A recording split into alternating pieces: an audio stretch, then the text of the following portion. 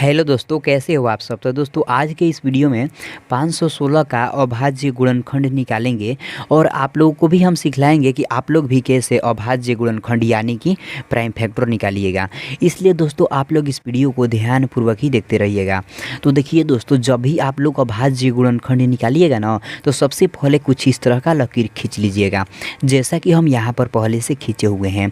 और दोस्तों जिस भी संख्या का अभाज्य गुणनखंड आप लोगों को निकालना रहेगा ना, उस संख्या को यहाँ पर लिख दीजिएगा। जैसे हम इस वीडियो में 516 का अभाज्य गुणनखंड निकालना आप लोगों को सिखला रहे हैं, इसलिए 516 जो संख्या है ना, इसको यहाँ पर लिखेंगे कुछ इस तरह से। ऐसे ही दोस्तों आपको भी लिख देना है। अब दोस्तों क्या करना होता है, जिस भी संख्या को यहाँ पर लिखिएगा, इस संख्या को सिर्फ अभाज्य संख्या से यानी कि प्राइम नंबर से कटाना होता है। तो चलिए इसे हम अभाज्य संख्या से कटाते हैं और पूरी तरह से कटा देना होता है। तो देखिए यह 516 जो संख्या है, इसका देखिए इकाई का अंक देखिए यहाँ पर 6 है। तो जैसा कि आप लोग जानते होंगे, जिस भी संख्या के इकाई का अंक 0 रहता है, 2 रहता है, 4 रहता है, 6 रहता है, 8 रहता है, तो वो संख्या 2 से कट जाती है। और 2 जो भी है ना, एक अभाज्य संख्या है। तो चलिए इसको हम 2 से कटाते हैं और यहाँ पर हमारे साथ दोस्तों आप लोग कटाना भी सीखिएगा।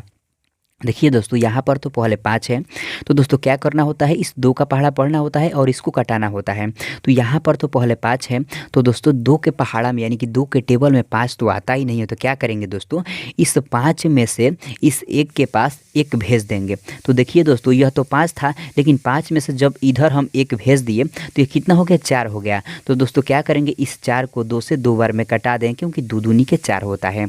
अब देखिए दोस्तों इस 1 के पास 1 आया हुआ है, तो 1 और 1 मिलकर कितना हो जाएगा, 11। तो देखिए दोस्तों 2 के पहाड़ा में तो 11 आता ही नहीं। तो क्या करेंगे, इस 11 में से इस 6 के पास 1 भेज देंगे। तो अब देखिए यह तो 11 था, लेकिन 11 में से जब इस 6 के पास 1 भेज दिए तो ये तो 10 हो गया। तो अब दोस्तों हम देखें कि 2 के पहाड़ा में कितने बार में 10 आता है, तो 5 बार में 10 आता है, क्योंकि 2 5 6 10 होता है। इसलिए इस 10 को 2 से 5 बार में कटा देंगे। अब देखिए दोस्तों इस 6 के पास 1 आया हुआ है, तो 1 और 6 मिलकर कितना हो जाएगा, 16 हो जाएगा। तो अब हम दोस्तों देखें कि 2 के पहाड़ा में कितने बार में 16 आता है, तो 2 8 16 होता है। यानी जब हम लोग 2 का पहाड़ा 8 बार पढ़ेंगे ना, तो 16 आता है। इसलिए इस 16 को 2 से 8 बार में कटा देंगे। अब यहाँ पर ध्यान दीजिएगा। देखिए दोस्तों यहाँ पर देखिए 258 आ गया। तो देखिए दोस्तों 258 जो संख्या है, इसका भी इकाई का अंक 8 है। जैसा कि हम पहले बतलाए ना, जिस भी संख्या के इकाई का अंक यदि 0 रहे, 2 रहे, 4 रहे, 6 रहे, 8 रहे, तो संख्या 2 से कट जाती है। तो देखिए यहाँ पर 8 है, तो यह भी 2 से कट जाएगी। तो चलिए इसको 2 से हम कटा दे रहे हैं।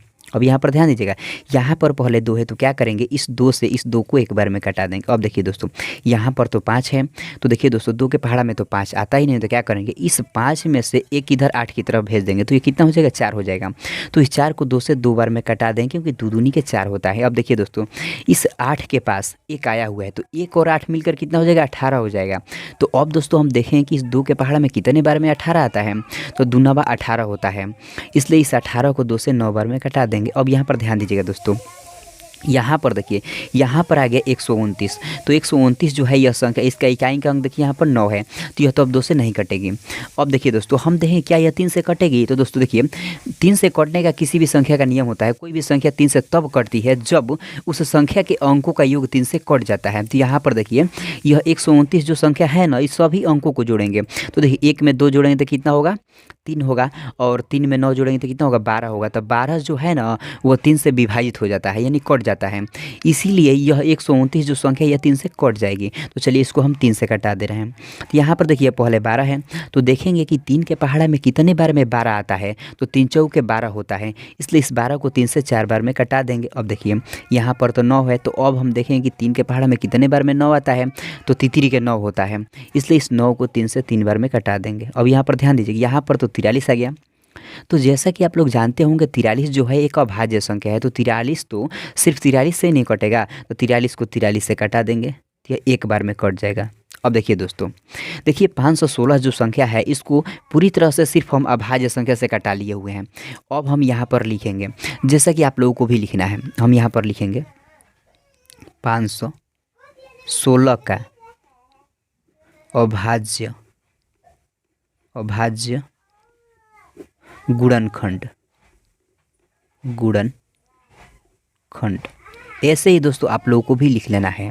अब यहाँ पर ध्यान दीजिएगा, यहाँ पर देखिए 516 जो संख्या है इसको जिस जिस अभाज्य संख्या से जितनी बार कटाए हुए हैं उसको क्या करेंगे, गुणे के रूप में यहाँ पर लिखेंगे। ऐसे ही आपको लिखना है।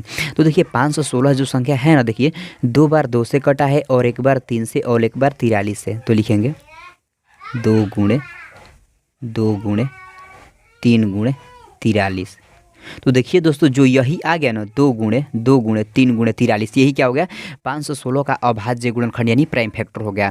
तो दोस्तों इसको क्या करेंगे, एक बार सजाकर कुछ इस तरह से घातांकीय रूप में लिख देंगे। देखिए 2 2 बार है तो क्या करेंगे 2 के पावर 2 लिखेंगे गुणे, देखिए 3 एक बार आया है तो सिर्फ 3 एक बार ही लिखेंगे। अब देखिए यहाँ पर देखिए 43 आया है तो 43 को भी लिख देंगे कुछ इस तरह से। तो आप लोग भी दोस्तों इस तरह से बहुत ही आसानी से अभाज्य गुणनखंड यानी कि प्राइम फैक्टर निकाल सकते हैं।